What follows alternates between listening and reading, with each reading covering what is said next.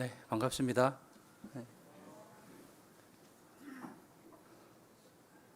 네, 중고등부가 없으니 조금 자리가 비네요. 좌우로 반갑게 인사하시죠. 네, 반갑습니다. 네, 반갑습니다. 네.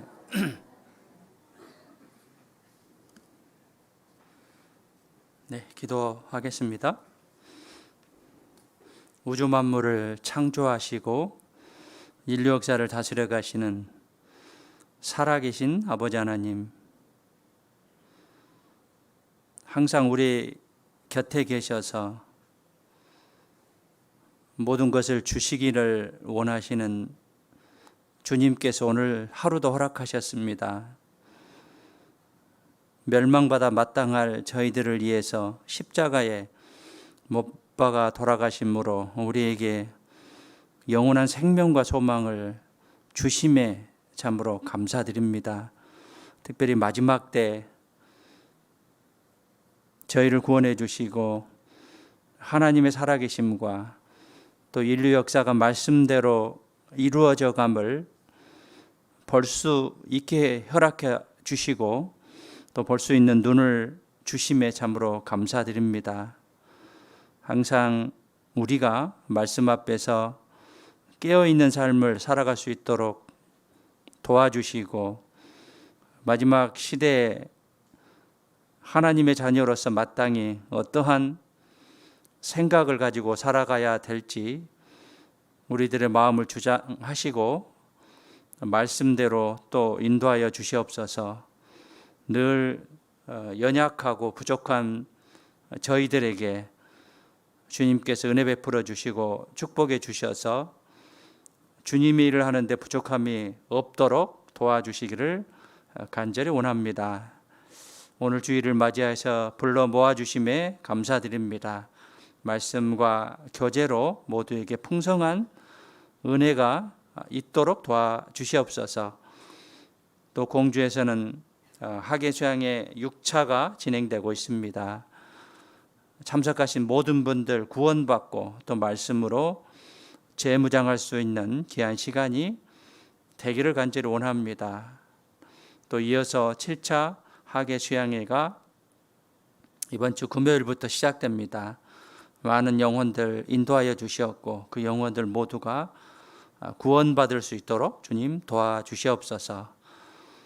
오늘 이 시간 또 허락해 주심에 감사드립니다. 말씀으로 모두가 은혜 받고 또 재무장할 수 있는 귀한 시간이 될 수 있도록 도와주시옵소서. 시종을 자비로우신 하나님의 손에 부탁드리며 저희를 언제나 사랑하시는 예수님의 이름으로 기도드렸습니다. 아멘. 에베소서 1장에 보시겠습니다.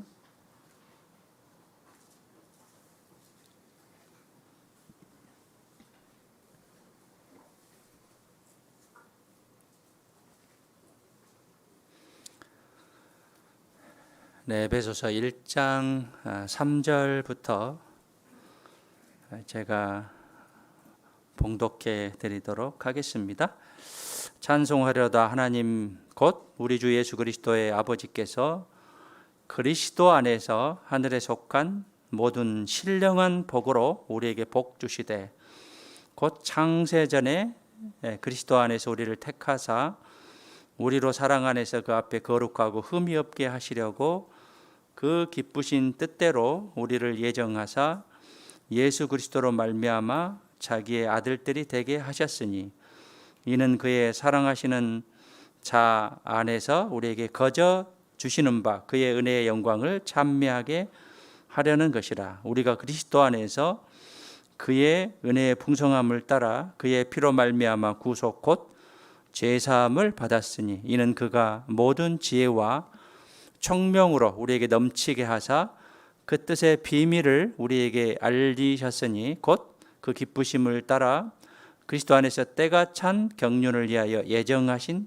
것이니 하늘에 있는 것이나 땅에 있는 것이 다 그리스도 안에서 통일되게 하려 하심이라. 모든 일을 그 마음의 원대로 역사하시는 자의 뜻을 따라 우리가 예정을 입어 그 안에서 기업이 되었으니 이는 그리스도 안에서 전부터 바라던 우리로 그의 영광의 찬송이 되게 하려 하심이라. 그 안에서 너희도 진리의 말씀 곧 너희의 구원의 복음을 듣고 그 안에서 또한 믿어 약속의 성령으로 인치심을 받았은 이는 우리의 기업의 보증이 되사 그 얻으신 것을 구속하시고 그의 영광을 찬미하게 하려 하심이라. 에베소서는 교회에 대해서 말씀하고 계십니다. 사도 바울이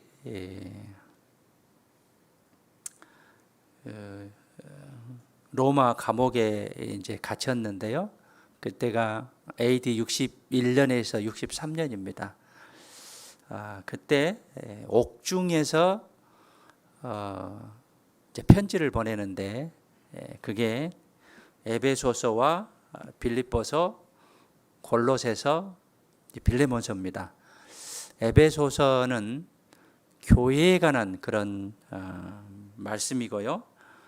빌립보서는 교제에 관한 말씀이고요. 골로새서는 주님과 그리스도의 탁월함에 대해서 말씀하고 계십니다. 그리고 빌레몬서는 용서와 사랑의 화해에 대해서 말씀하고 계신 그런 내용이다라고 이제 볼 수 있습니다.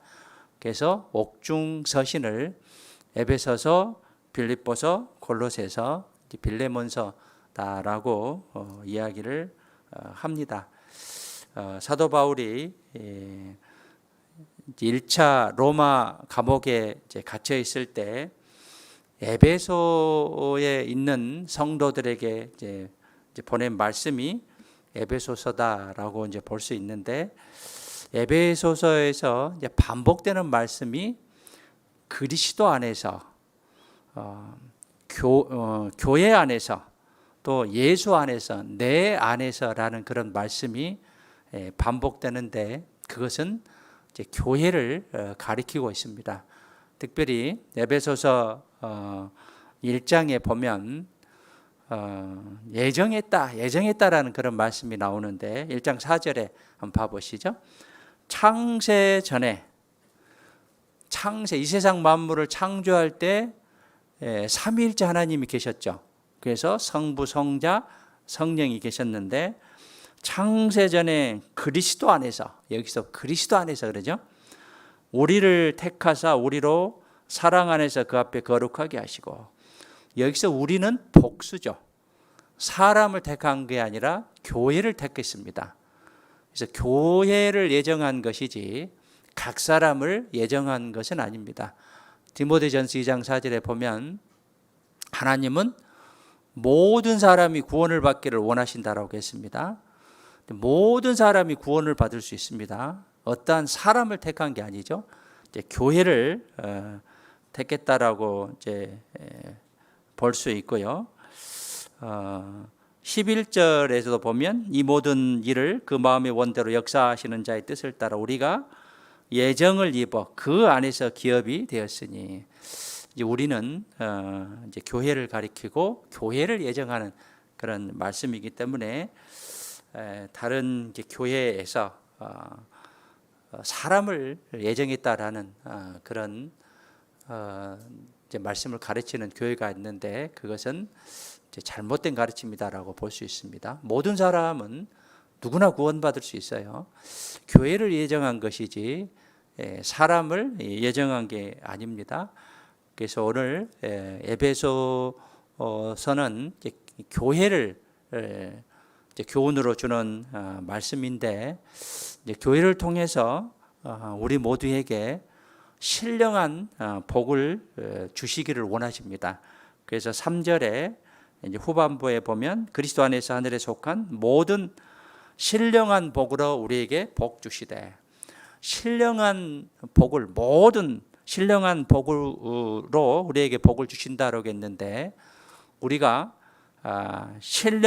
모든 신령한 복을 받기 위해서는 교회를 통해서 우리가 상상할 수 없는 그런 신령한 복을 받을 수 있기 때문에 교회에 대해서 소중하고 귀중하다는 것을 아시고 교회의 중요성에 대해서 우리는 마음에 새길 필요가 있다라고 생각합니다.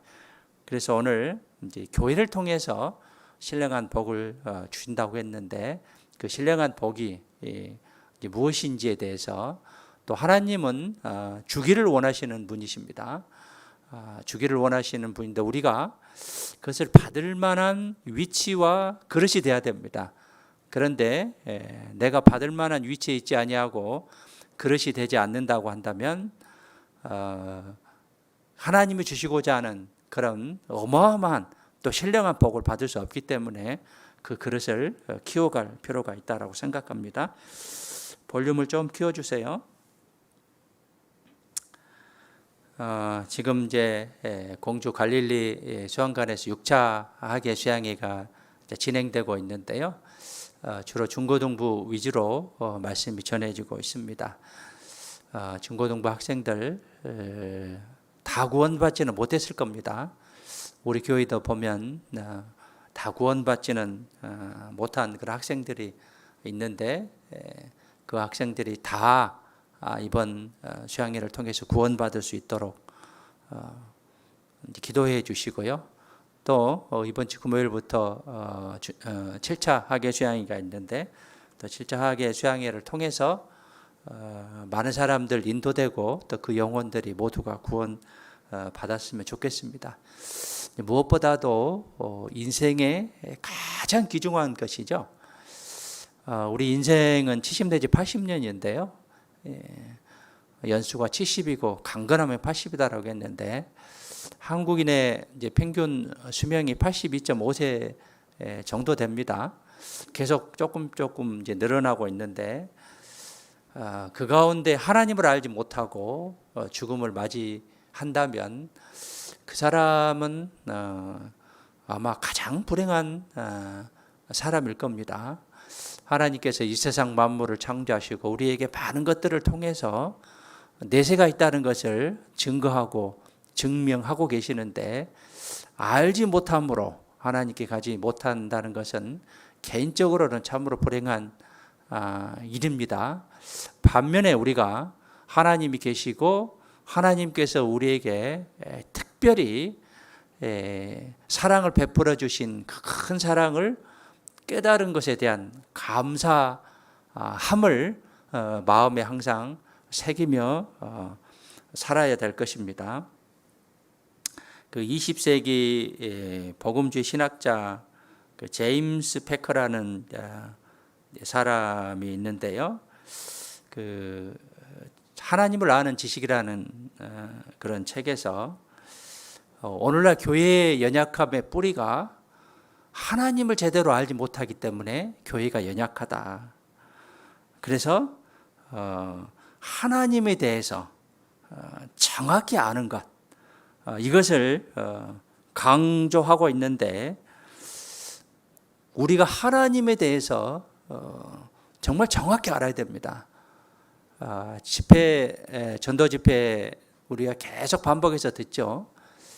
반복해서 듣는 이유는 한 사람도 이뤄지는 그런 영혼들이 있어서는 안 되기 때문에 시험하고 확증하는 것이죠. 지속적, 반복적, 습관적으로 시험하고 확증하는 것이죠. 그래서 먼저는 내 믿음에 대해서 또 내 가족에 대해서 특히 이제 연로하신 분들 구원에 대해서 자꾸 이제 들으셔야 마음에 각인될 수가 있습니다. 그래서 반복적으로 들으셔야 되고요. 하나님에 대해서 정확히 알아야 됩니다. 먼저는 살아계신 하나님이시죠. 임마누엘의 하나님이시고 살아계신 하나님. 살아계신 하나님을 정확히 알면 구원받은 이후에도 확실한 변화가 있습니다. 살아계신 하나님을 제대로 알지 못하면 구원받은 이후에도 확실한 그런 변화가 이루어지지 않죠. 구원받았다 하는 것은 이제 born again이죠. 다시 태어났다는 것인데 새 사람이 됐다는 것인데 새 사람이 됐으면 새 사람다운 삶을 살아야 되죠. 새 사람다운 삶을 살아야 되는데 새 사람다운 삶을 살지 않고 있다고 한다면 내 신앙이 지금 하나님 앞에서 미지근한 그런 신앙을 가지고 있다고 한다면 스스로 내가 내 믿음에 대해서 하나님의 살아계심에 대해서 정확히 알고 있는지에 대해서 우리는 스스로 그것을 찾도록 노력하셔야 되고 또 변화되는 그런 삶이 반드시 있어야 됩니다. 구원받은 이후에 변화되지 않았다고 한다면 그것은 스스로 내 믿음에 대해서 체크해보고 정말 내가 하나님의 믿음을 가진 자인지에 대해서 스스로 반성하고 평가하고 체크해 볼 필요가 있다라고 볼 수 있습니다. 세상은 빠름을 강조합니다. 세상은 빠름을 강조하죠. 그런데 우리는 빠름보다는 무엇을 강조해야 되냐면 바름을 강조해야 됩니다. 바르게 사는 그런 생활이죠. 그래서 말씀 앞에서 하나님 앞에서 내가 바른 그런 삶이 어떠한 삶인지에 대해서 항상 생각해야 되고 그 바름에 대해서 어긋났다고 한다면 재빨리 터나는 회개하는 그런 삶들이 필요할 것입니다. 해가 거듭할수록 내가 하나님께 더 가까이 가는 그런 삶을 살아야 될 것인데 해가 거듭할수록 하나님과 멀어지는 그런 내 생각 유지의 삶을 산다면 이것은 바른 삶이 될 수는 없는 것이죠. 그래서 항상 말씀 앞에서 바른 그런 삶을 살도록 노력을 하셔야 될 것이고 누구에게나 고난이 누구에게나 있습니다. 누구에게나 어려움과 고난이 있습니다. 이 고난을 통해서 두 가지 반응이 있죠. 한 가지는 고난을 통해서 낙심하는 그런 반응의 사람이 있고 이제 두 번째는 그 고난을 잘 이겨서 더 상승하는 점핑하는 그러한 그 반응을 보이는 그런 사람이 있습니다. 그런데 이 두 번째 고난을 통해서 신앙을 잘 이제 상승하는 그러한 사람의 이제 모습은 그 고난을 이겼다라는 것보다는 고난을 통해서 우리가 어떤 것을 깨달아야 되냐면 나는 아무것도 할 수 없기 때문에 하나님만 의지하는 나는 아무것도 할 수 없기 때문에 하나님만 의지하는 그런 약한 존재임을 깨닫고 더 하나님을 의지하는 그러한 생각을 갖는 게 우리에게 주는 더 나은 더 좋은 교훈이다라고 볼 수 있습니다. 그래서 누구에게나 그 고난은 주어질 것인데 그 고난을 통해서 그 고난을 이제 이겨서 정말 하나님과 동행하는 더 하나님께 의지하는 또 나의 존재에 대해서 겸손하고 더 낮은 자세를 가질 그런 교훈을 얻는 것이 고난에 임하는 우리의 자세다라고 볼 수 있고요. 이 세상에 그 캄캄한 그런 시간에 아무리 캄캄하지만 또 인생에 큰 고난이 있지만 그 캄캄한 곳에서 아주 적지만 조그만 불빛 하나, 조그만 초 한 자루가 우리 주위를 밝혀줍니다. 그것은 이 조그만 불빛이 하나님의 말씀입니다. 우리가 말씀을 통해서 구원을 받았고 세상을 이길 수 있는 그런 힘은 하나님의 말씀이에요. 요한복음 1장 1절에 태초에 말씀이 계시니라. 이 말씀이 하나님과 함께 계셨으니 이 말씀은 곧 하나님이시니라. 태초부터 말씀은 계셨습니다. 태초 전부터 말씀은 계셨어요. 그 말씀이 곧 하나님이십니다. 우리에게 어두운 밤에 초 한 자루면 충분하듯이 우리에게 필요한 것은 오직 말씀밖에 없습니다. 말씀은 곧 하나님이십니다. 그래서 그 말씀에 의지하는 그러한 삶을 살아야겠고요. 이 세상은 험난하죠. 세상에 쉬운 것은 하나도 없습니다. 누워서 떡 먹기도 힘들죠. 잘못하면 눈에 떡고물이 들어갈 수도 있습니다. 체할 수도 있고요. 그런데 그 세상을 이길 수 있는 그런 조력, 힘이 있어야 돼요. 거슬려 올라가는, 그것을 이길 수 있는 그런 힘이 있어야 되는데, 지금은 이제 그런 것들이 잘 안 보이던데, 예전에 보면 비가 오면 하늘에서 미꾸라지가 툭 떨어지는 그런 경험들이 혹시 있으신가요?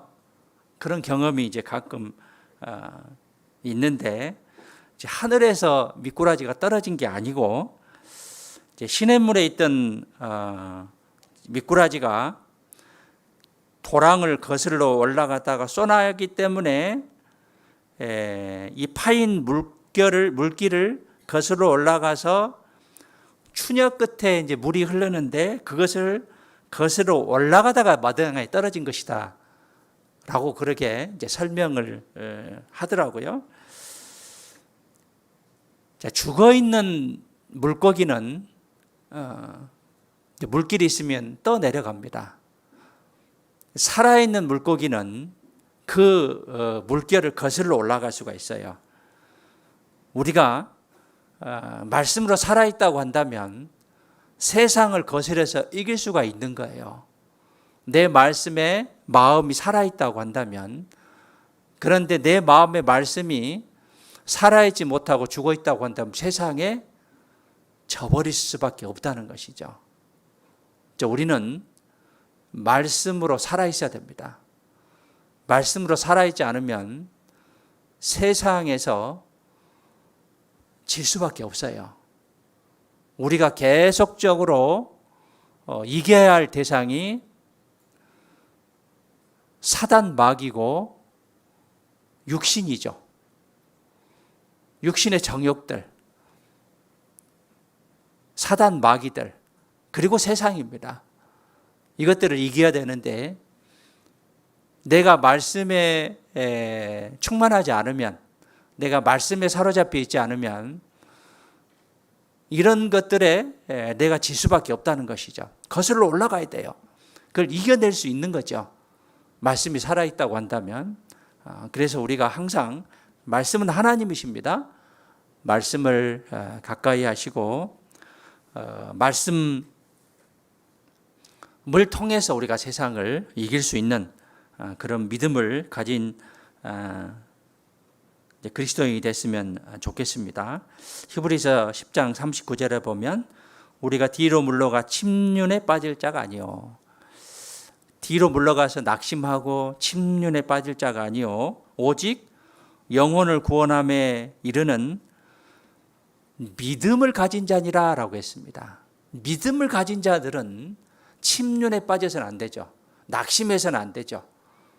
그래서 그것을 거슬러 올라가서 세상을 이기는 그런 우리 그리스도인이 됐으면 좋겠습니다.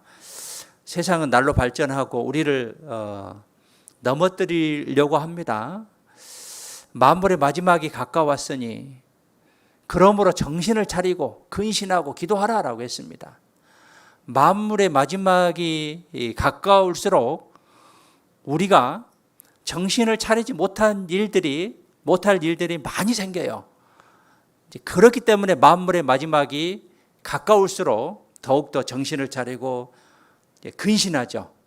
마음과 행동에 삼가하고 또 기도하는 그런 마음을 가졌을 때 세상을 이겨낼 수 있기 때문에 항상 마음의 말씀을 간직하고 무장하는 그러한 삶을 살았을 때 우리는 충분하게 세상을 이길 수 있을 겁니다.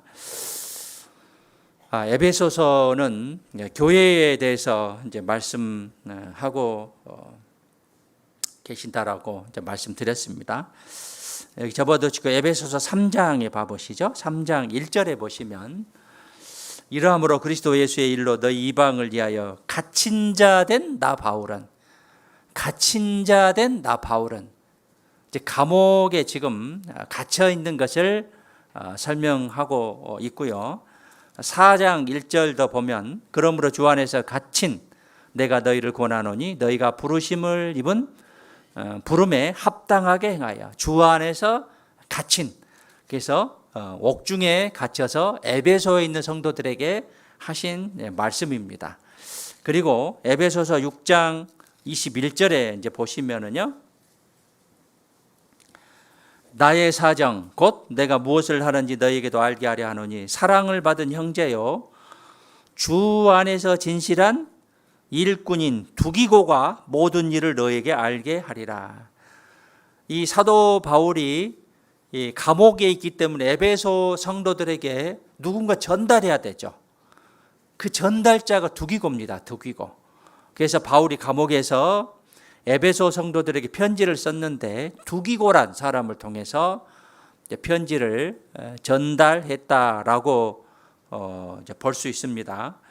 골로새서도 마찬가지입니다. 골로새 성도들에게 골로새 4장 7절에 보면 두기고가 내 사정을 다 너희에게 알게 하리니, 즉 골로새 성도들에게도 이제 바울의 편지를 전달한 사람이다라고 이제 볼 수 있습니다.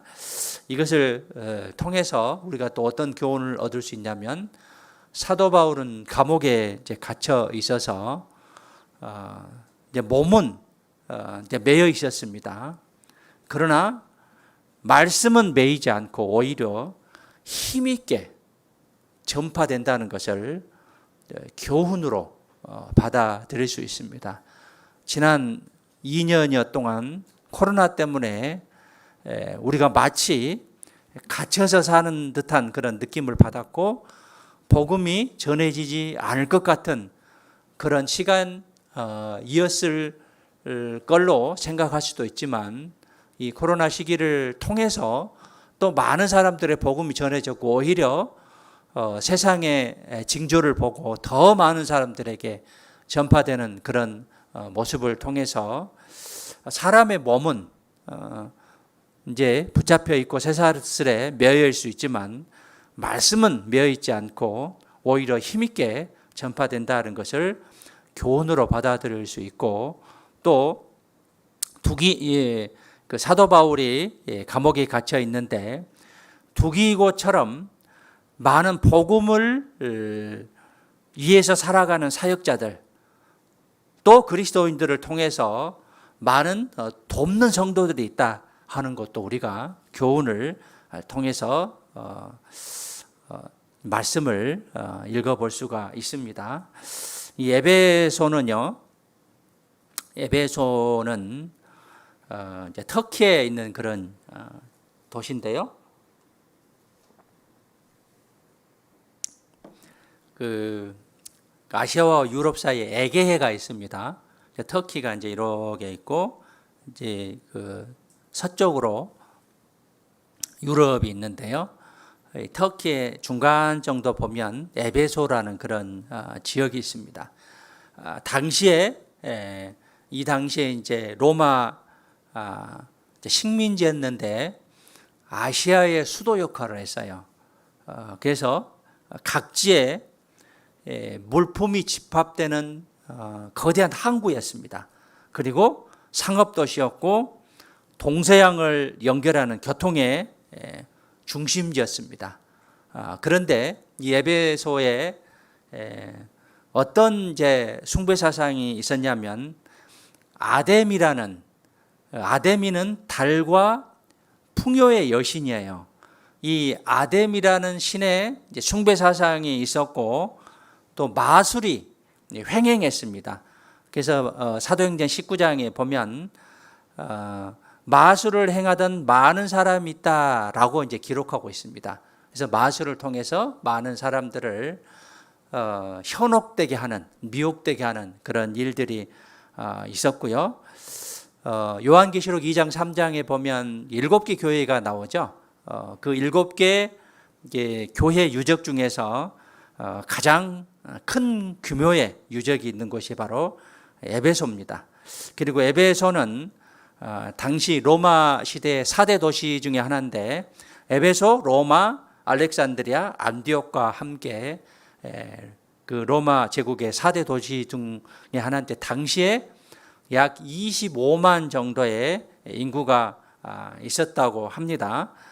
그리고 이 이제 한국어 이제 큰 도시였기 때문에 동양과 서양의 사고가 교체되는 세계적인 당시의 이제 도시였습니다.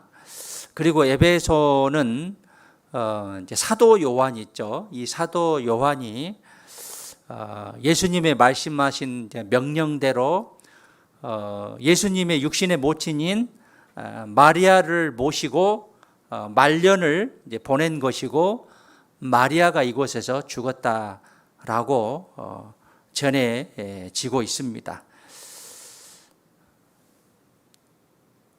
그리고 에베소 교회는 사도 바울이 3차 전도 여행 중에 3년간 머무르면서 복음을 이제 전했는데요. 이제 사도행 여기 접어두시고 사도행전 18장에 봐보시죠.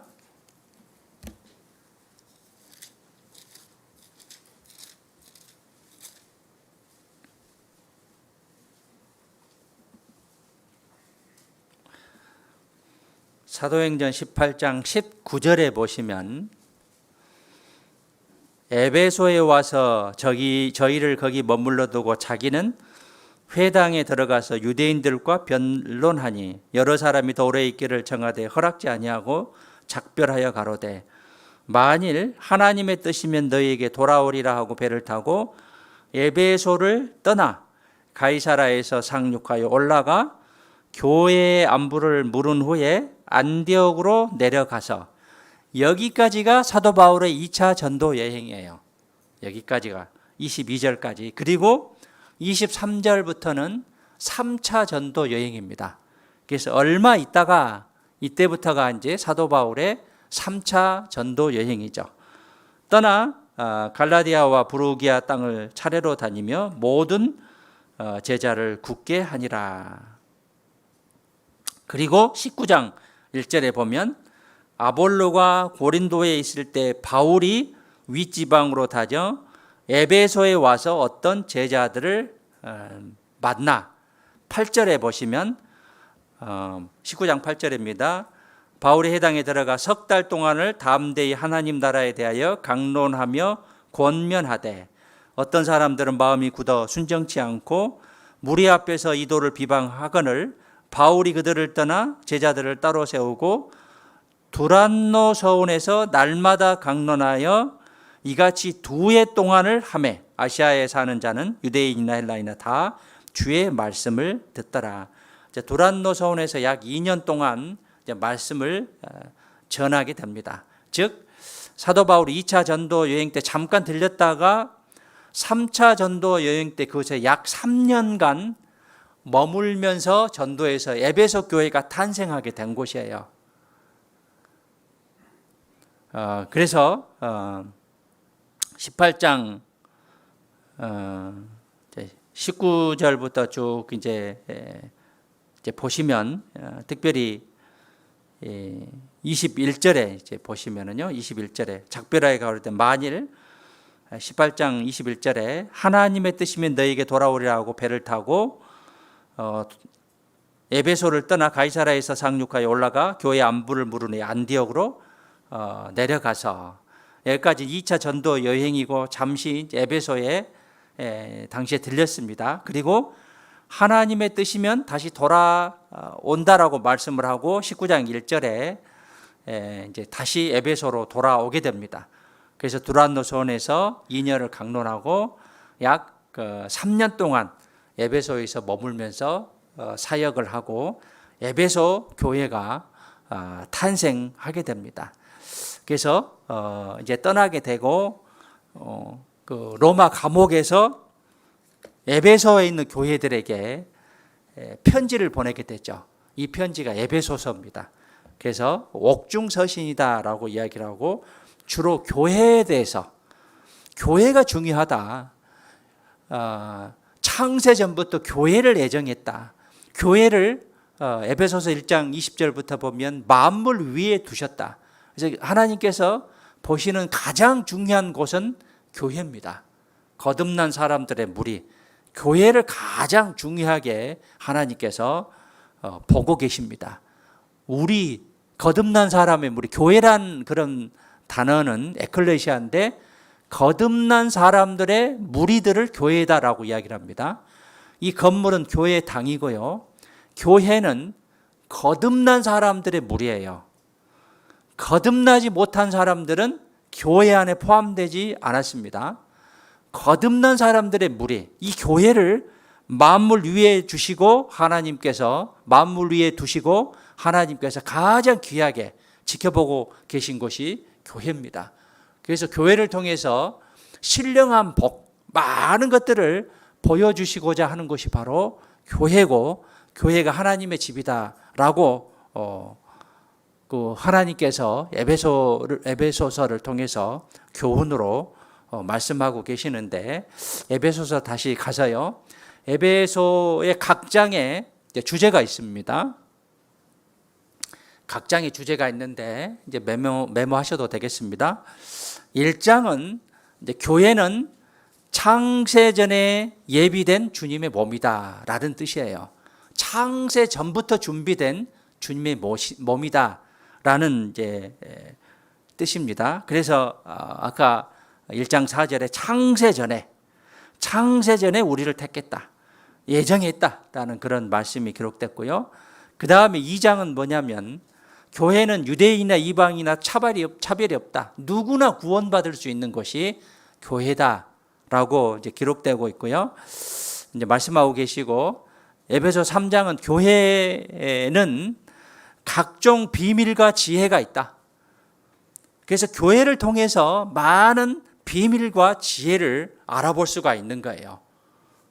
그래서 3장은 각종 비밀과 지혜가 있다라는 그런 내용이고, 그 다음에 4장으로 넘어가서 교회에는 각각의 지체가 있다. 그래서 특별히 이제 대표적으로 4장 11절에 그가 혹은 사도로 혹은 선지자로 혹은 복음 전하는 자로 혹은 목사와 교사로 각 지체를 이제 설명하고 계십니다. 그리고 그 지체를 통해서 연락하고 상합해서 하나님께서 역사하신다. 우리의 몸을 비유해서 설명하고 계시죠. 각자의 어떤 몸의 지체가 있죠. 손이 있고 발이 있고 손가락, 발가락, 또 머리가 있고 코, 입, 귀, 이런 지체들을 통해서 사람이 정상적인 생활을 할 수 있듯이 교회에 각각의 지체가 있어요. 그런데 그 지체가 고장이 나면 교회가 제대로 운영이 안 되는 거예요. 교회가 제대로 하나님의 몸의 역할을 할 수 없는 것이죠.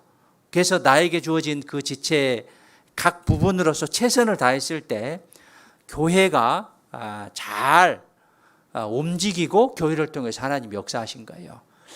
몸 아프신 분들 계시죠? 뭐 손가락이 아플 수도 있고 뭐 다리가 아플 수가 있고 한쪽이 이게 조그만 부분이라도 아프게 되면 정상적인 생활을 하지 못하게 되죠. 조금이라도 마비가 되면 불편합니다. 교회도 마찬가지입니다. 교회 내에 각각의 지체가 있는데 그 지체들이 원활하게 잘 움직여야 되죠. 우리의 건강의 첫째는 혈액순환이죠. 피가 잘 돌아야 건강하는데 그 피가 잘 돌지 않았을 때 건강하지 못합니다. 교회 내 각 지체가 있는데 그 지체의 역할로서 내가 잘 활동을 했을 때 교회가 살아있는 또 역사하는 그런 교회가 될 수 있다는 것이죠. 그리고 에베소서 5장은 아내와 남편에 대해서 쭉 설명을 하면서 교회는 주님의 신부다. 신랑은 그리스도고 교회는 주님의 신부다. 그래서 신부로서 순종하고 복종할 것을 돕는 역할이죠. 아내는 신부로서 순종하고 복종할 것을 강조하고 계십니다. 교회는 주님의 신부다. 신부의 역할로서 그러게 교훈을 주고 있고, 끝으로 6장은 뭐냐면 교회에 이제 무엇이 있냐면 교회를 거스리는 사탄 마귀가 있기 때문에 사탄과 싸움이 있다. 교회는 사탄과 싸움이 있다. 그래서 사탄과의 싸움에 이기기 위해서 하나님의 전신갑주를 취해야 된다라는 말씀을 기록하고 계시죠. 6장 10절에 한번 봐보시죠. 정말로 너희가 주 안에서와, 여기서도 주 안에서, 그리스도 안에서, 주 안에서와 그 힘의 능력으로 강건하여지고, 주 안에서와 그 힘의 능력으로 강건하시라 라고 말씀하시고, 마귀의 괴계는 원뜻은 미끼입니다. 미끼. 물고기를 잡기 위해서 미끼를 던지죠. 그 미끼를 먹으면 물고기를 잡힙니다. 우리가 그 마귀의 미끼를 먹으면 마귀에게 잡히는 거예요. 마귀의 괴계를 능히 대적하기 위하여 하나님의 무엇을 입으라 말씀하시죠? 전신갑주예요. 완전 무장하시라. 완전 무장. 그래서 그 완전 무장하는 그런 방법을 쭉 설명하고 계시는데 13절에 그러므로 하나님의 전신갑주를 취하라. 이는 악한 날에 너희가 능히 대적하고 모든 일을 행하는 후에 서기 이함이라. 그런즉 서서 서 있어야 돼요. 늘 서 있는, 앉아 있으면 눕고 싶죠. 서서 깨어 있는 그런 자세를 설명하고 있죠. 서서 진리로 너희 허리띠를 띠고, 허리띠는 진리입니다. 의의 흉배, 가슴막이죠. 가슴막이는 의, 오를 의자죠. 의의 흉배를 붙이고, 그 다음에 신은 평안의 복음에 예비한 것으로 신을 신고, 그 다음에 방패는 16절에 이 모든 것이 믿음의 방패, 믿음을 가지라. 믿음을 가지고 모든 것을 방패, 막으라 하고 말씀하고 계시고, 이로써 능히 악한 자의 모든 화전은 불화살입니다. 불화살입니다. 화전을 악한 자는 마귀죠. 마귀의 모든 불화살을 소멸하고, 투구, 모자는 이제 구원입니다. 구원의 투구와 검, 칼을 가져야 하는데 성령의 검이에요. 성령의 창이 아니에요. 성령의 검입니다. 검은 짧죠. 그래서 성령의 검이 뭐냐면 곧 하나님의 말씀을 가지라. 하나님의 말씀. 검은 가까이 있는 적을 물리치기 위해서 검을 가지고 싸웁니다. 그래서 사단 마귀는 우리 가까이 있어요. 언제든지 넘어질 수 있습니다. 성령의 검, 곧 하나님의 말씀을 가지라라고 전신갑주를 쭉 설명하고 계시죠. 그리고 18절에 모든 기도와 간구로 무시로 성령 안에서 기도하라. 이를 위하여 깨어 구하기를. 늘 깨어 있어라. 늘 깨어 있어라. 졸면 사단 마귀한테 당하게 돼 있죠. 졸면. 말씀 시간에도 졸면 사단 마귀에게 당하게 돼 있죠. 눈이 희끄무레 하신 분들은 좋으시는 그런 모습이죠. 눈동자가 또릿하답니다. 깨어 구하기를 항상 힘쓰고 여러 성도를 위하여 구하고, 그래서 합심해서 기도하는 그런 자세. 교회에 어떤 이제 할 일들이 있죠. 특히 이제 지금은 수양의 기간이죠. 전국 수양회, 또 우리 교회 참석하신 분들 모두가 구원받기 위한 그런 합심 기도, 이런 기도가 필요할 것을 말씀하고 계시고, 여러 성도를 위하여 구하고 서로를 위해서 기도해주고, 또 나를 위하여 구할 것은 내게 말씀을 주사. 나로 입을 벌려 복음의 비밀을 담대히 알리게 하옵소서. 사도 바울을 뜻하지만 우리 자신에게도 담대하게 복음을 전할 수 있는 그런 힘을 달라는 그런 기도가 필요하고, 20절에 이 일을 위하여 내가 쇠사슬에 매인 사신이 된 것은, 감옥에 갇혀 있는 것을 설명하고 계십니다. 나로 이 일에 당연히 할 말을 담대히 하게 하려 하심이라. 전신갑주를 입으라. 교회에는 사단과 싸움이 있습니다. 우리 내에도 있어요. 우리 교회 내에도 있습니다. 형제 자매들 간에도 있습니다. 그래서 언행 조심해야 되고, 서로를 위해서 기도하고, 또 서로를 존중해주고, 서로를 존중해줘야 됩니다. 리스펙트죠.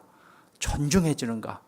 존중해줘서 서로 마음 상하지 않고, 정말 교회에 오면 감사하고, 마음이 그동안 세상에서 찌들었던, 또 상처를 받았던 그런 마음들이 교회에 와서 서로를 다 놓고, 교회를 통해서 내가 정말 힘을 얻어갈 수 있는, 내 함부로 한 그런 어떤 행동과 언행으로 다른 사람을 무너뜨린다고 한다면, 넘어지게 한다고 한다면 그것은 큰 어떤 하나님 앞에 죄다라고 볼 수 있습니다. 상대방에게는 정말 큰 문제를 일으킬 수 있는 거예요.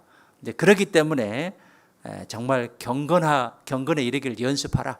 거룩한 삶, 깨끗한 삶들, 서로를 위해서 기도하고 또 서로를 존중해주는 그런 마음들을 가졌을 때 교회를 통해서 힘을 얻고 교회를 통해서 하나님께서 역사하신다라고 이제 볼 수 있습니다. 그래서 에베소서는 교회가 무엇인지를 잘 가르치는 그런 말씀이죠. 그래서 교회가 무엇인가를 알기 위해서는 에베소서를 잘 읽으면 교회를 통해서 어떤 역사가 일어난지에 대해서 잘 아실 수 있을 겁니다. 구원받은 이후의 신앙생활은 자기 의지와 노력으로 되는 것이 아닙니다. 물론 의지와 노력이 필요한데 순수하게 자기 의지와 노력으로 되는 것은 아니고 교회 안에서, 교회를 통해서 내가 인도함을 받아야 됩니다. 구원은 받았지만 교회에 붙어 있지 않으면 성령의 인도와 가르침을 받을 수가 없어요. 그래서 교회를 통해서 그러한 여러 가지 하나님을 아는 지식을 또 성령의 인도함과 가르침을 받았을 때 정상적인 성장이 될 수 있는 거예요. 그래서 내가 교회의 손님이 아니라 정말 교회 안에 깊숙이 들어와서 교회를 위해서 기도하고 내가 교회의 주인이다라는 그런 마음으로 교회에 함께하는 그런 마음들을 가졌을 때 내 신앙이 빨리 성장할 수 있습니다. 그런데 내가 손님이 된다고 한다면 내 신앙은 10년이 돼도 20년이 돼도 결코 성장할 수 없어요. 그래서 우리는 교회를 잘 아실 필요가 있습니다. 교회가 무엇인지 우리는 확실히 알아야 되고, 그래서 이 에베소서에는 이제 반복되는 말씀이 그리스도 안에서, 교회 안에서, 내 안에서, 주 안에서 그런 말씀이 계속적으로 반복되고 있습니다. 에베소서는 잘 짜여진 한 편의 이야기 또는 한 편의 설교다라고 이제 볼 수 있습니다. 서론, 변론, 본론, 결론의 말씀이 기록되어 있는데 우리가 배우는 그런 내용들이 교리에만 그치지 않고 실생활에 그 말씀들이 적용돼야 된다 하는 것을 보여주고 있는 그런 성경 말씀이다, 하나님의 말씀이다 라고 교훈을 받을 수 있습니다. 그래서 에베소서를 통해서 교회가 무엇인지에 대해서 우리는 잘 아실 필요가 있고요. 에베소서 1장 3절로 가보시죠.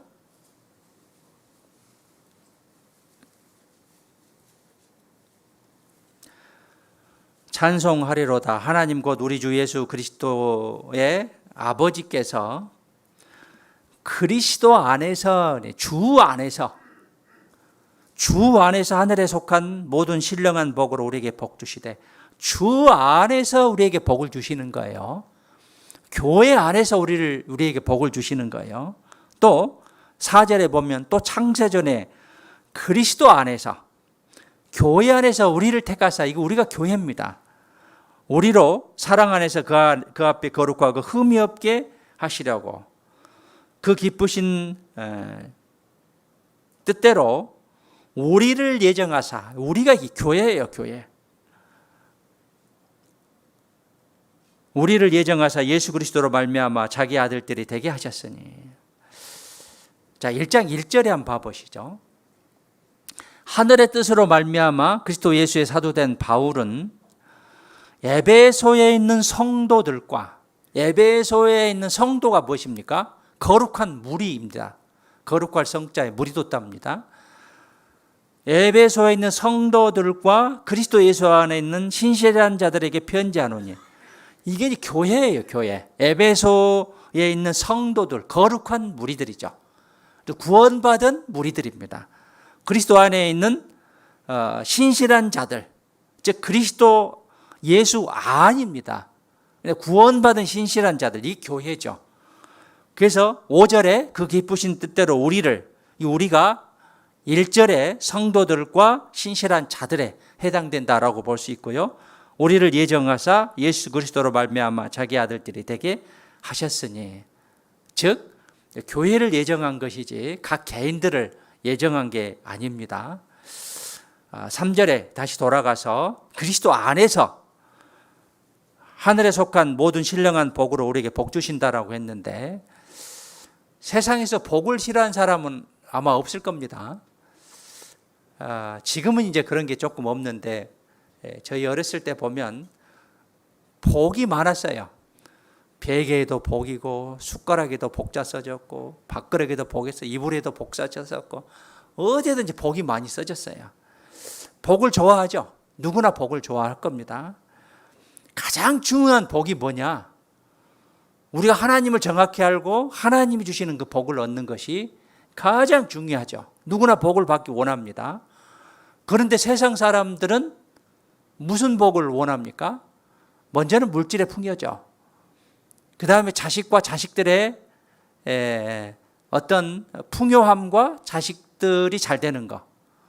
그 다음에 또 하나는 자식들에게 부모가 많은 것들을 유산으로 물려주는 것.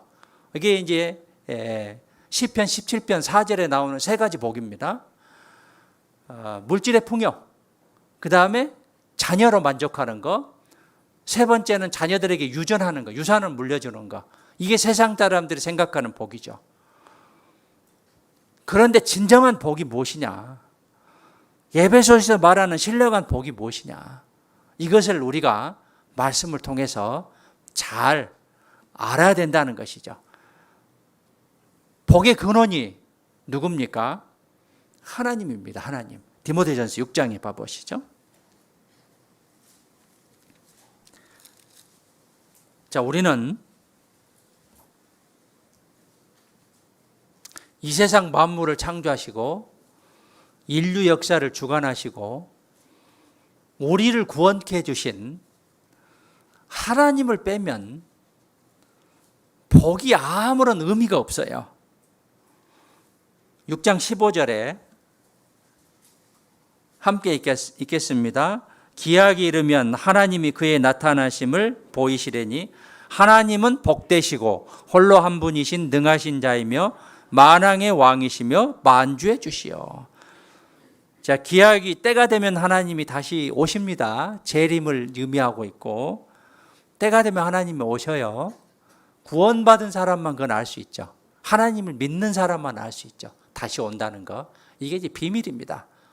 이따가 말씀드리겠는데, 이게 구원받은, 즉 하나님을 아는 사람만 아는 그런 비밀입니다. 그의 나타나심을 보이시려니 하나님은 복되시다. 복의 근원 하나님이셔요. 그렇기 때문에 우리가 가장 가까이 할 대상이 누구냐면 하나님이셔요. 시편 73편 27절에 보면 대저 주를 멀리하면 무엇한다라고 기록하셨냐면 망한다라고 했습니다. 구원받지 못한 사람도 해당되고 우리에게도 해당돼요. 대저 주를 멀리하면 망한다라고 했습니다. 그런데 그 다음 절에 시편 23편 28절에 보면 하나님께 가까이함이 내게 복이라라고 말씀하셨어요. 내가 주 여호와를 나의 피난처로 삼아 주의 모든 행사를 전파하리다. 하나님께 가까이함이 내게 복이에요. 우리가 하나님을 가까이 했을 때 더 많이 복 받을 수 있어요. 많이 복을 받으려면 하나님을 가까이 하셔야 됩니다. 하나님 가까이 하셔야 돼요. 그러면 더 많이 복을 받을 수 있어요. 복을 받지 못하는 가장 큰 원인은 나하고 하나님 관계가 멀어졌기 때문에. 겨울이 왜 춥다고 했습니까? 태양과 멀어졌기 때문에. 여름 왜 더워요? 지구와 태양과 거리가 가까워졌기 때문에. 우리가 태양과 가까운 거리에 지금 있기 때문에 여름이 더운 거예요. 가까이 하면 복을 더 많이 받을 수 있습니다. 세상 사람들이 생각하는 복은 건강, 물질, 의식주의 풍요, 자녀를 많이 낳는 것, 명예, 권력, 그 다음 유산을 많이 물려주는 것. 이게 세상 사람들이 생각하는 그런 복들이죠. 많은 종교들이 있는데 그 종교들이 생각하는 복이 뭡니까? 육신적인 축복이에요. 육신적인 축복입니다. 영혼은 멸망하는데 그것은 멀리하고 육신의 축복을 강조하는 그런 종교는 아무 의미가 없다는 것이죠.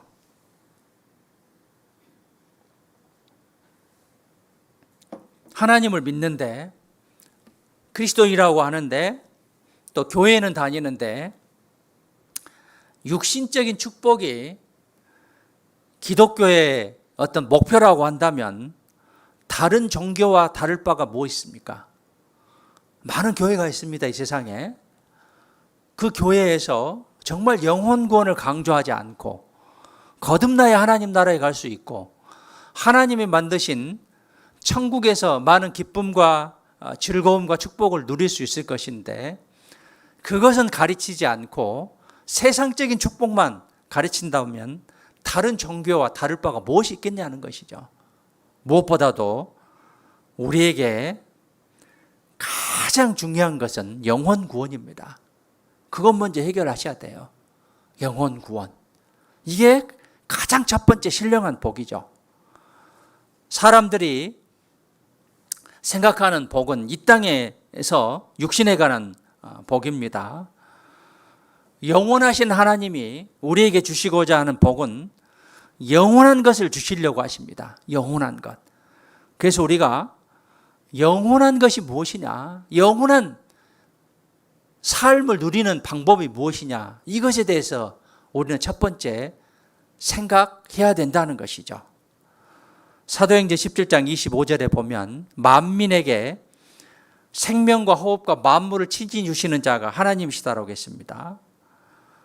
우리가 정말 가장 먼저 알아야 할 대상이 무엇이고 가장 먼저 생각해야 할 축복이 무엇이냐면 신령한 복이 즉 하나님을 정확히 알아야 된다는 것이죠. 이것은 2000년 전에 아브라함에게 약속한 복입니다. 창세기 12장에 가보시죠.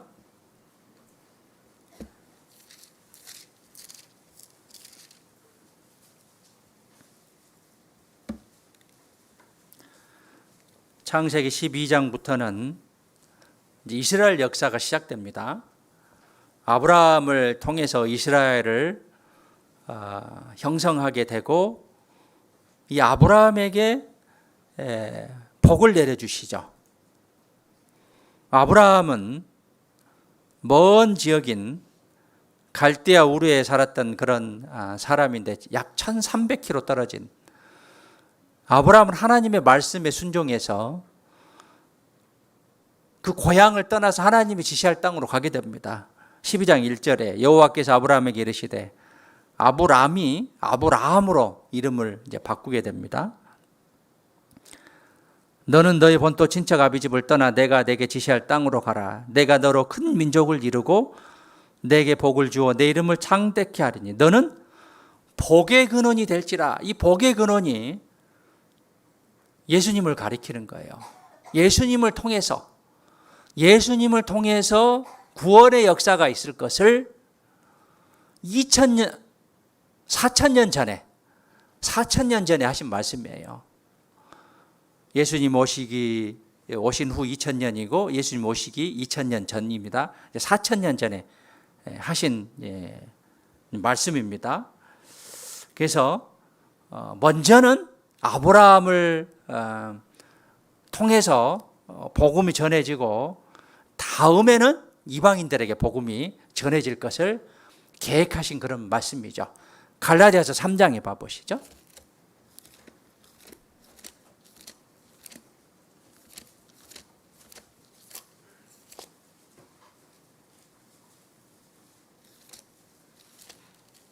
에베소서 앞에 갈라디아서 3장 8절입니다.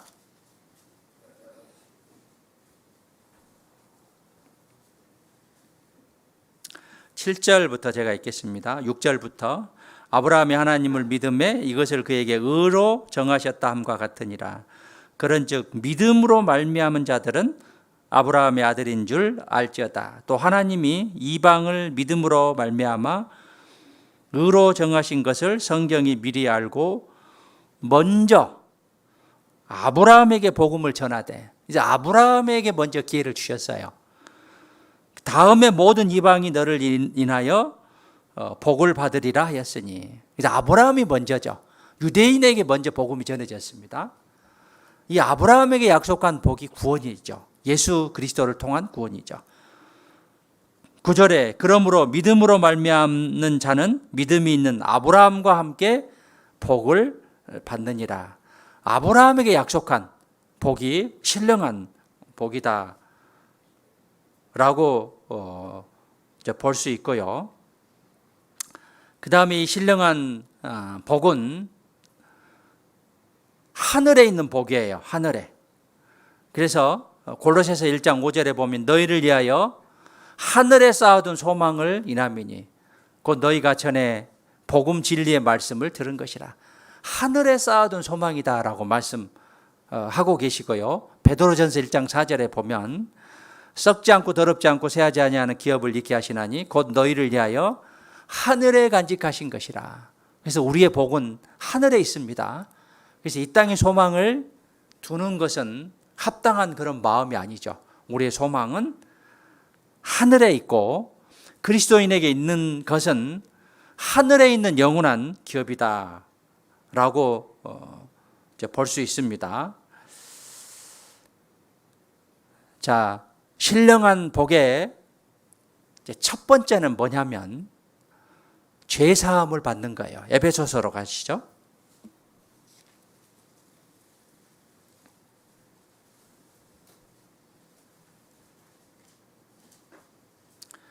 신령한 복의 첫 번째는 구원받는 것이죠. 1장 7절에 우리가 그리스도 안에서 그의 은혜의 풍성함을 따라 그의 피로 말미암아 구속 곧 죄사함을 받았으니, 첫 번째는 구원. 속자가 갑불 속자입니다. 족의 패자에 팔 매자죠. 그 당시에 예전에는 한자가 이루어질 때 조개를 팔아서 이제 갚았는데, 구속은 구원하고 같은 말입니다.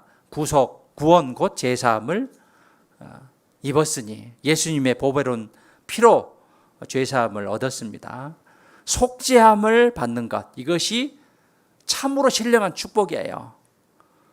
그 마태복음 5장에 보면 첫 번째, 두 번째 복이 있는데, 심령이 가난한 자는 복을 받을 것이요 천국이 저의 것입니다 라고 말씀하셨고, 애통하는 자는 복을 받나니 위로를 받는다라고 했는데, 천국을 소유하고 죄사함 위로를 받는 것입니다. 그래서 신령한 것의 첫 번째는 죄사함을 받는 거예요. 그 다음 두 번째는 뭐냐면 1장 13절에 봐보시죠. 그 안에서 너희도 진리의 말씀 곧 너희의 구원의 복음을 듣고 그 안에서 또한 믿어 약속의 성령으로 인치심을 받았으니 이는 우리의 기업의 보증이 되사 그 얻으신 것을 구속하시고 그의 영광을 찬미하게 하려 하심이라. 그 안에서, 여기도 그 안에서, 주 안에서, 그리스도 안에서, 교회 안에서 너희도 진리의 말씀이죠. 그 안에서 또한 믿어, 말씀을 듣고, 구원의 복음을 듣고 믿어야 해요. 행함으로 믿는 게 아닙니다. 듣고 믿어 약속의 성령으로 인치심을 이제 받았으니, 신령한 복의 두 번째는 성령을 받은 겁니다.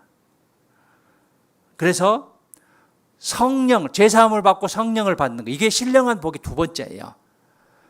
그 다음에 세 번째는 뭐냐면 5절로 가서 그 기쁘신 뜻대로 우리를 예정하사 교회를 예정하셨습니다. 예수 그리스도로 말미암아 자기의 아들들이 되게 하셨으니 하나님의 아들이 되는 것, 이것이 신령한 복의 네 번째예요.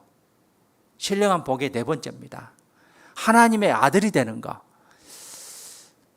어떤 어려운 일이 있었을 때요, 그 일을 해결하기 위해서 뭔가 방법을 찾으려고 하는데 어떤 사람과 연결됐으면 좋겠다라고 그걸 수소문해서 이제 찾아봅니다. 될 수도 있고 안 될 수도 있죠. 우리가 하나님의 아들이 된다는 것은 정말 어마어마한 사건입니다. 내가 하나님의 아들이 된다는 것은 정말 어마어마한 사건이에요.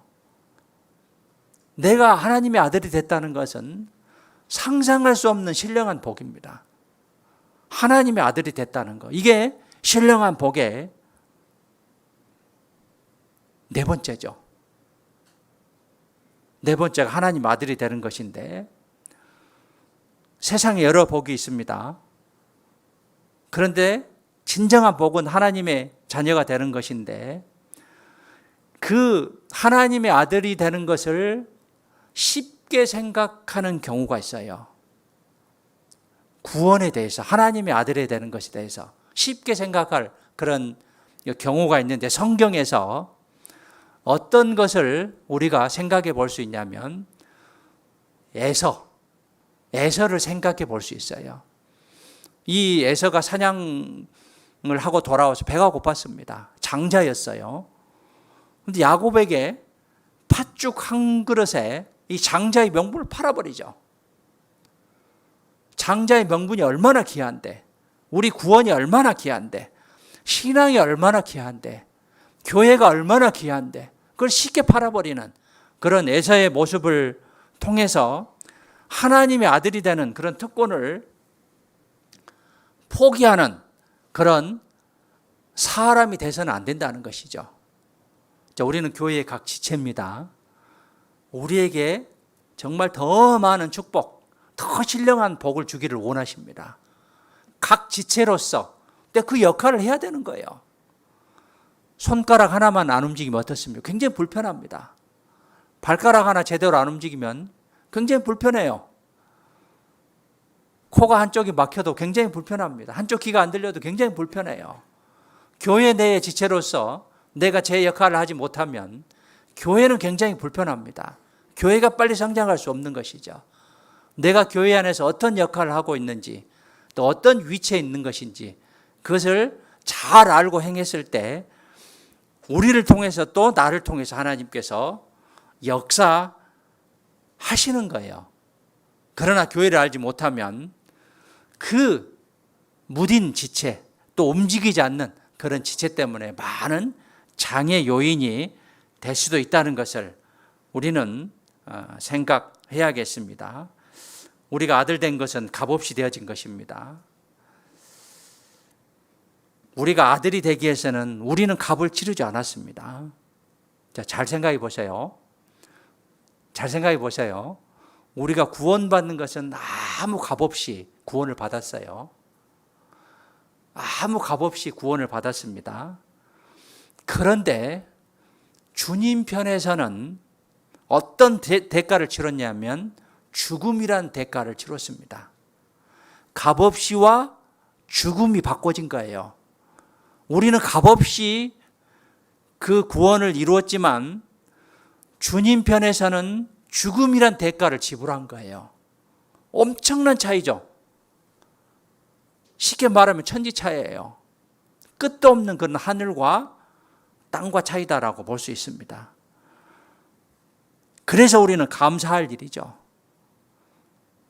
자, 아들들에게 주어진 축복이 얼마나 많습니까? 종은 그 축복이 주어지지 않습니다. 우리는 하나님의 아들입니다.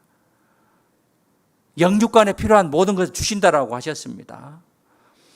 우리를 아들과 같이 대우하신다고 했습니다. 그래서 히브리서 12장에 보면 징계하신다라고 했는데 왜 징계하십니까? 사랑하기 때문에. 징계를 통해서 나는 구원을 재확인할 수가 있는 것이죠. 사랑하기 때문에 징계를 하십니다. 우리는 아버지를 닮아가는 그런 삶을 살아야 되죠.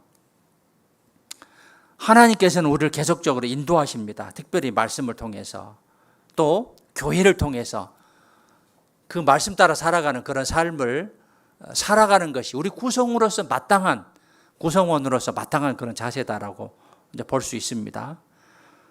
이 잠자리 새끼는 어미 잠자리가 될 소망이 있습니다.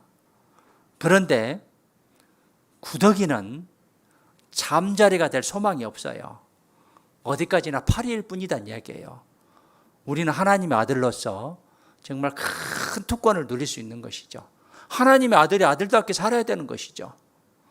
왕자가 왕자답게 살아야 되죠. 거지같이 살면 안 되겠죠. 우리는 고귀한 존재입니다. 이사야 49장 5절에 나는 하나님 보시기에, 여호와 보시기에 존귀한 자다라고 했습니다. 매우 귀한 존재다라고 했습니다. 귀한 존재인데 왕자가 왕자다운 삶을 살아야 되는데 거지와 깡패 같은 그런 삶을 산다면 그 불행한 인생이죠.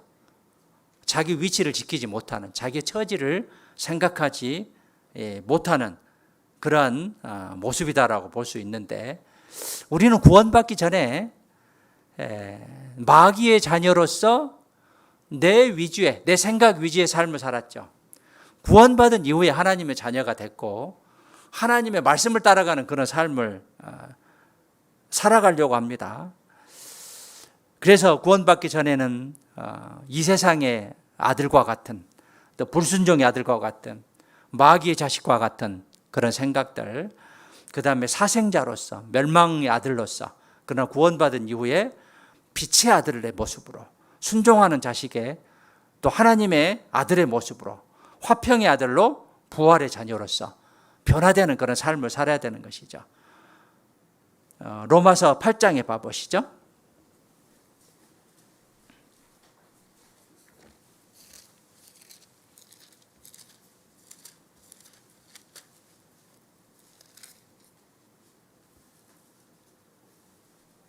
(14절입니다) 14절.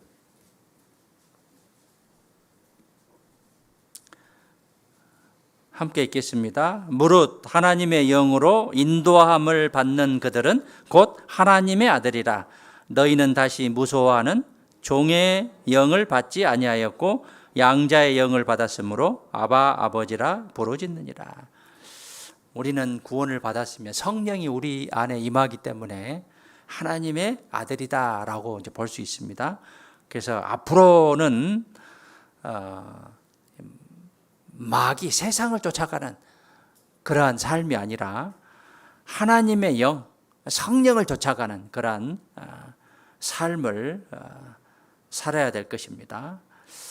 그래서 하나님의 아들답게 살아가는, 하나님의 아들로서 정말 하나님의 자녀답게 살아가는 그러한 삶을 요구하고 계십니다. 자, 신령한 복의 이제 네 번째입니다. 에베소서 1장에 가보시죠. 세 번째는 하나님의 아들이 되는 것이고 1장 11절입니다. 11절. 에베소서 1장 11절. 모든 일을 그 마음의 원대로 역사하시는 자의 뜻을 따라 우리가 예정을 입어 그 안에서 기업이 되었으니. 신령한 복이 네 번째는 기업을 얻는 거예요. 기업을. 이 기업은 뭐냐면 이제 부모나 근친으로부터 물려받은 재산과 사업입니다. 하나님으로부터 우리가 기업을 얻었어요. 구원받을 때 우리는 하나님의 기업이 됐고 하나님은 우리의 기업이 됐습니다. 그래서 우리는 천국에서 우리의 기업을 얻을 수가 있는 거예요. 그래서 하나님의 기업을 얻는 그런 자격을 얻은 자들입니다. 그래서 이 기업은 부모나 또 가족으로부터 물려받은 재산과 사업인데 하나님의 기업, 이것을 얻은 자다라고 이제 볼 수 있고요. 그 다음에 1장 9절에 봐보시죠.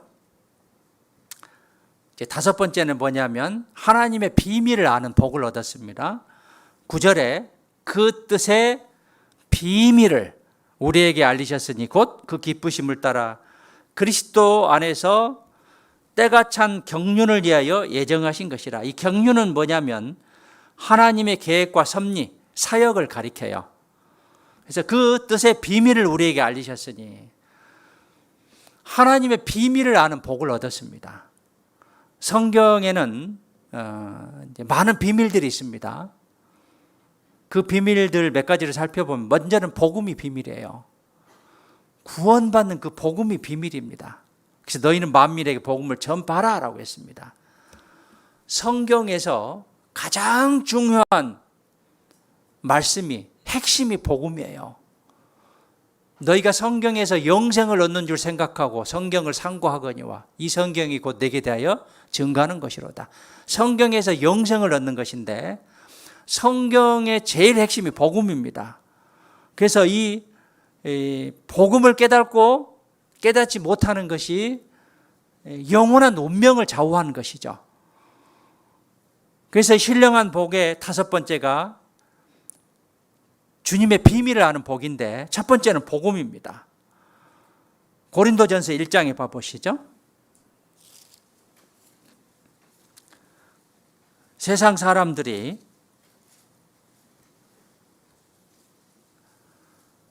십자가의 도가 미련한 것이다라고 생각하고 있죠. 믿으라는데 안 믿어요. 미련하다라고 생각하죠. 1장 18절입니다. 함께 읽겠습니다. 십자가의 도가 멸망하는 자들에게는 미련한 것이요 구원을 얻는 우리에게는 하나님의 능력이라.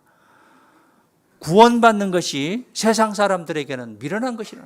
미련하게 주일날 나가서 자기 취미 활동도 하지 않고 말씀 듣고 뭐 교제하고 그게 무엇이냐라고 우리를 바라보고 있겠죠.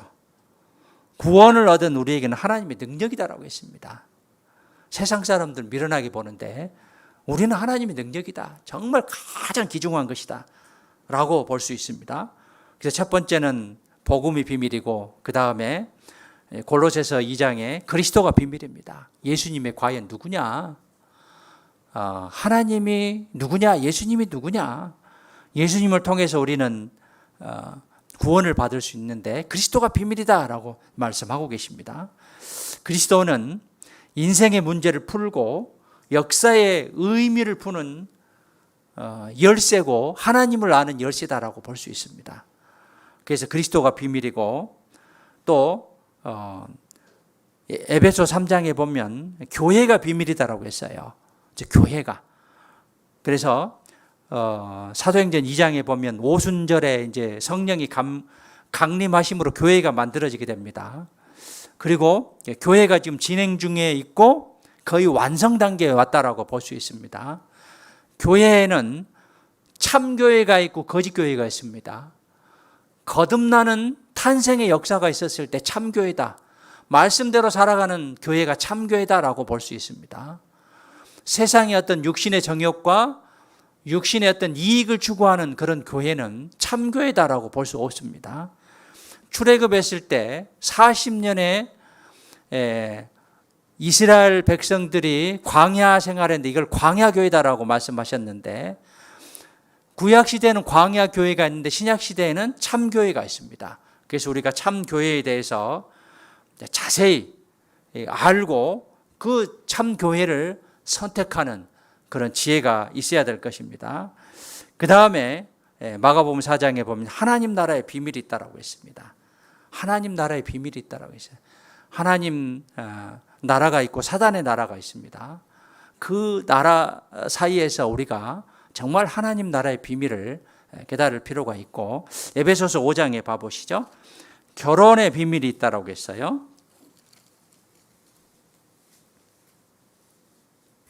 에베소서 5장 31절에 이러므로 사람이 부모를 떠나 그 아내와 합하여 그 둘이 한 육체가 될지니. 이제 결혼을 설명하고 32절에 이 비밀이 크도다. 이 결혼이 비밀인 거예요.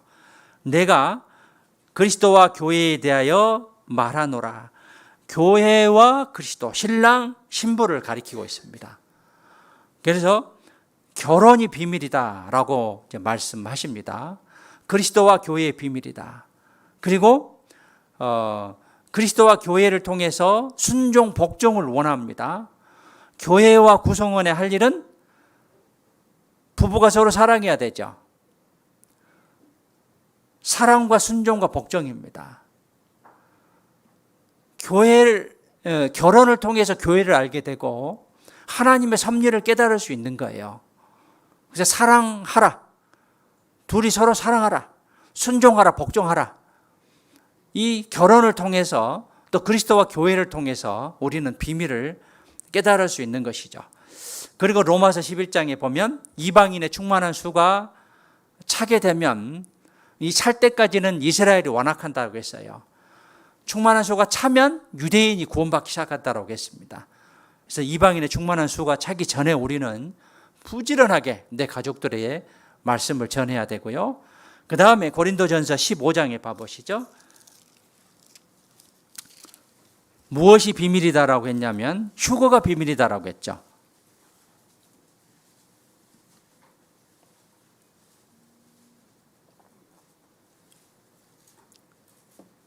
성경에 비밀이 많습니다. 비밀은 우리만 알 수 있죠. 거듭난 사람만이 알 수 있습니다. 15장 51절 보라 내가 너희에게 비밀을 말하노니 우리가 다 잠잘 것이 아니요 마지막 나팔에 순식간에 호련히 다 변화하리니 휴거를 가리키죠.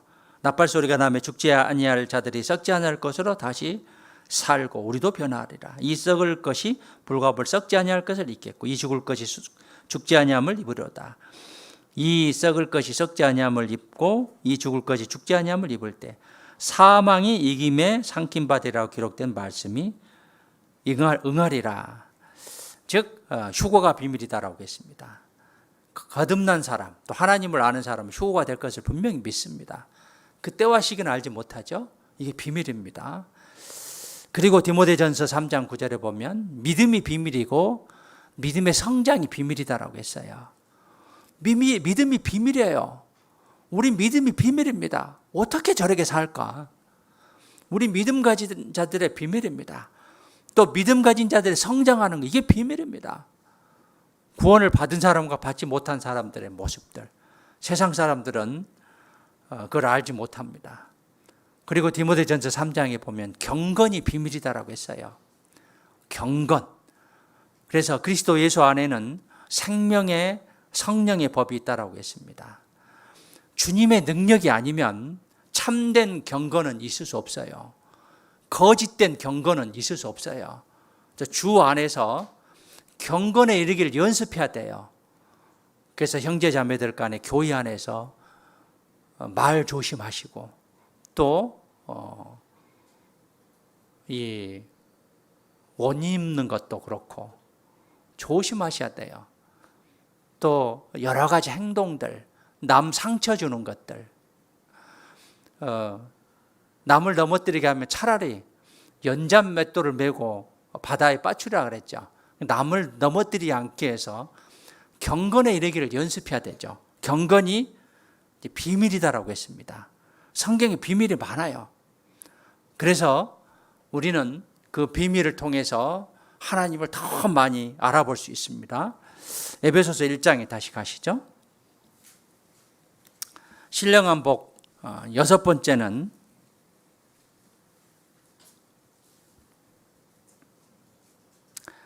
(1장 20절입니다) 그 능력이 그리스도 안에서 역사하사 죽은 자들 가운데서 다시 살리시고 하늘에서 자기 오른편에 앉으사 모든 정사와 권세와 능력과 주관하는 자와 이 세상뿐 아니라 오는 세상에 일컫는 모든 이름 위에 뛰어나게 하시고 또 만물을 그 발 아래 복종하게 하시고 그를 만물 위에 교회의 머리로 주셨느니라. 교회는 그의 몸이니 만물 안에서 만물을 충만케 하시는 자의 충만이니라. 신령한 복 6번째는 교회를 주셨는데 만물 위에 교회를 주셨습니다. 만물 위에 교회입니다. 하나님 보신 것이 가장 큰 관심사는 교회예요.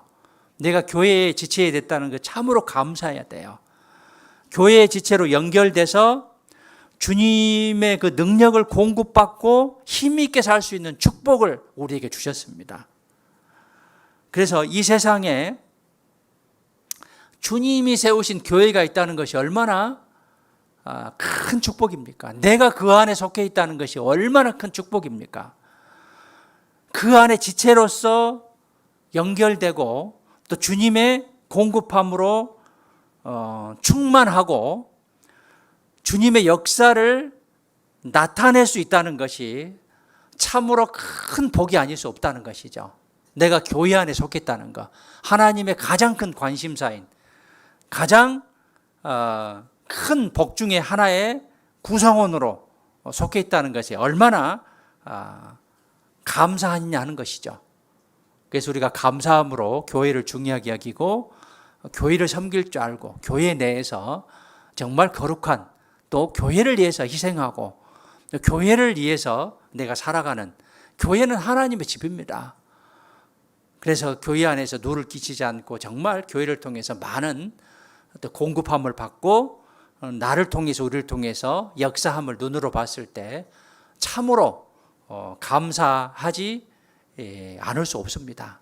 그래서 교회를 통해서 우리가 얻어갈 수 있는 것은 이러한 은혜들입니다.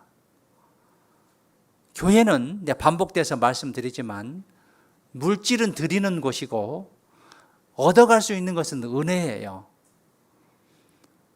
교회에게 우리는 드려야 될 것과 얻어갈 것을 구분할 줄 알아야 돼요. 다 얻어가려고 하면 문제가 되는 것이죠. 그래서 교회를 우리가 정확히 알 필요가 있고요. 누가복음 12장에 봐보시죠.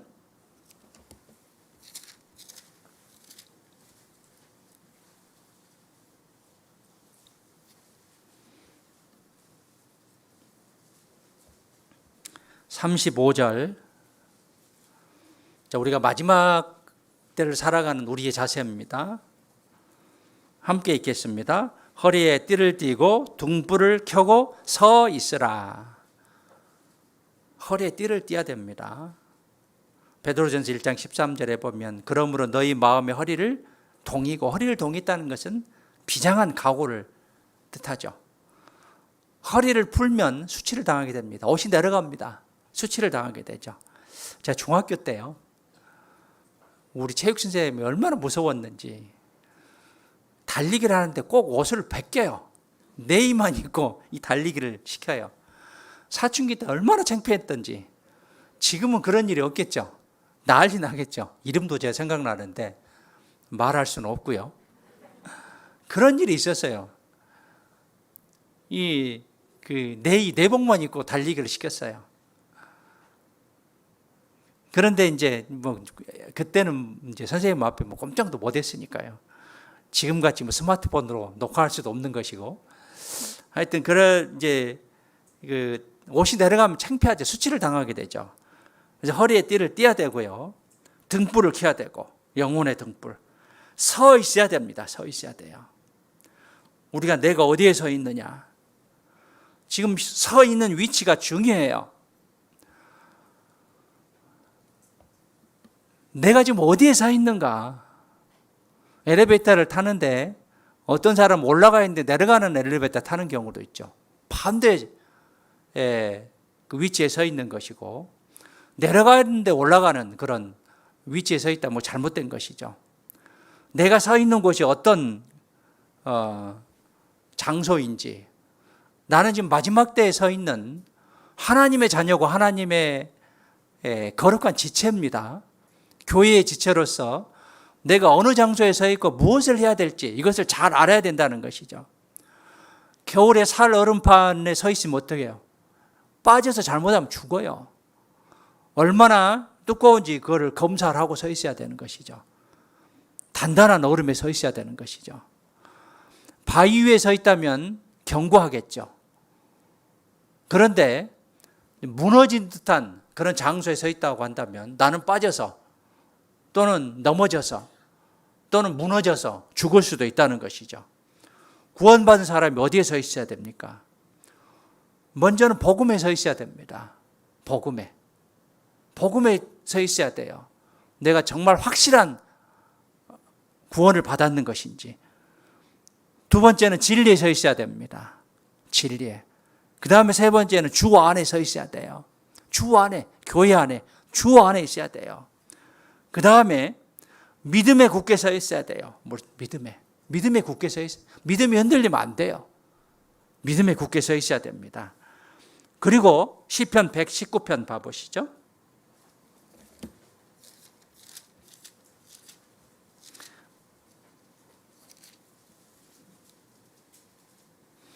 (133절입니다)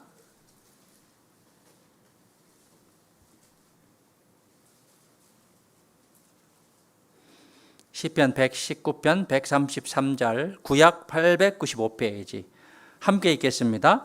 나의 행보를 주의 말씀에 굳게 세우시고 아무 제약이 나를 주장치 못하게 하소서. 나의 행보를 주님의 말씀에 굳게 세우라겠습니다. 말씀에 세웠을 때 아무 제약이 나를 주장하지 못합니다. 말씀에 굳게 서야 됩니다. 우리 행보가 말씀에 굳게 서야 됩니다. 말씀은 곧 누굽니까? 하나님이십니다. 우리가 하나님 앞에 말씀에 굳게 서야 된다. 그래서 우리가 어디에 굳게 서야 될 것인지, 어디에? 사무엘하 23장에 보면 다윗의 가장 탁월한 세 부하가 나옵니다. 요셉바세벳, 엘르아살, 삼마. 그런데 이 삼마는 블레셋 군대가 쳐들어왔을 때 녹두나무 가운데 서서 그 가운데 서서 이 블레셋 군대를 혼자 다 막았어요. 혼자 우뚝 서서 그런 것들을 다 막았습니다. 우리는 신령한 복을 추구해야 되고 신령한 복을 알아야 되고요. 그 신령한 복을 안 자로서 우리가 꼭 해야 될 일은 무엇입니까? 복음을 전하는 것이죠. 복음을 전하는 것이에요. 시편 118편 봐보시죠. 19편 봤으니까 18편.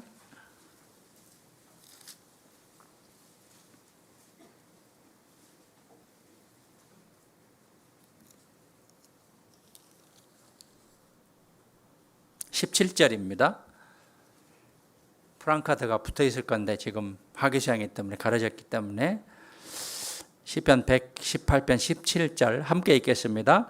내가 죽지 않고 살아서 여호와의 행사를 선포하리로다. 목숨이 다할 때까지 이 신령한 복을 전하는 것이죠. 모든 사람들이 복을 받게 하기 위해서. 나만 받을 게 아니라 내 가족 어떻게 하실랍니까? 내 가족들, 또 내 주위의 친척들, 지인들, 나에게 전할 책임을 맡기셨는데 내가 어떻게 해야겠습니까? 주 안에서 내가 신령한 복을 받고 그것을 마음에 간직하면서 정말 주 앞에서 부끄럽지 않는 그런 삶을 살아야겠습니다. 에베소서 1장 본문 가시죠.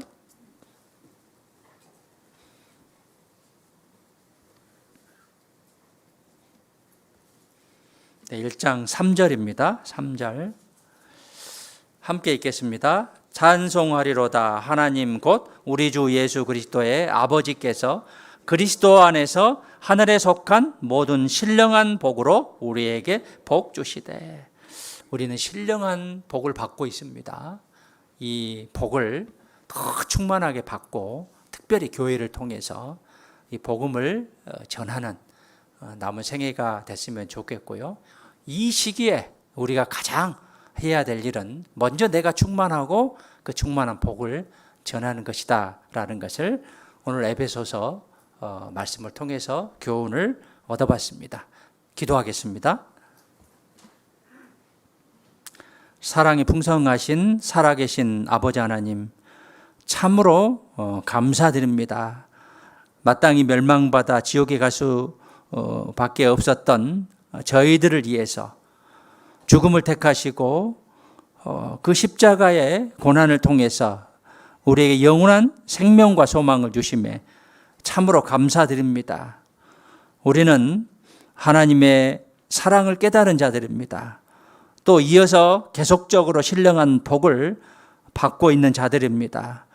더욱더 충만케 하시는 그 신령한 복을 받게 하시고 그 신령한 복을 세상 사람들에게 전하는 우리 남은 생애가 될 수 있도록 도와주시옵소서. 특별히 교회를 통해서 또 각자를 통해서 주님의 역사가 더욱더 많이 일어날 수 있도록 주님 도와주시기를 간절히 원합니다. 학예 수양회가 얼마 남지 않았습니다. 이제 이번 주에 7차 수양회를 끝으로 학예 수양회가 마감합니다. 이 수양회를 통해서 많은 사람들이 구원받았습니다. 남은 7차 수양회까지 많은 영혼들 참석하고 구원받을 수 있도록 도와주시옵소서. 특별히 우리 교회를 통해서 많은 사람들이 인도되고 구원받을 수 있도록 주님 도와주시옵소서. 우리 각자에게 주님의 신령한 복이 항상 함께하기를 간절히 원합니다. 남은 생에 온전히 주님께 부탁드리며 저희를 언제나 사랑하시는 예수님의 이름으로 기도드렸습니다. 아멘. 네, 찬송가 242장